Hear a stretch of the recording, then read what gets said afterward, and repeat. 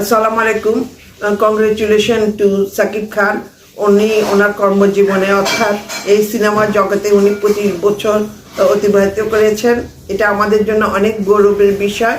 সাকিব খান যদিও সিনেমার জগতে অনেক সাফল্য দেখিয়েছেন, কিন্তু ব্যক্তিগত জীবনে ওনার সফলতা অনেক কম।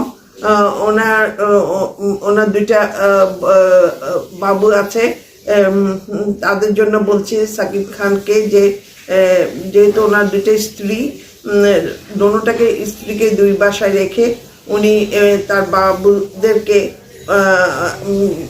তার বাবুদের সাথে সময় কাটানো উচিত। যেহেতু দোনোটা স্ত্রী ওনাকে খুব ভালোবাসে, সুতরাং আমরা চাই যে সাকিব খানের জীবনে পারিবারিক জীবন এবং ব্যবসায়িক জীবন এবং সিনেমার জগতে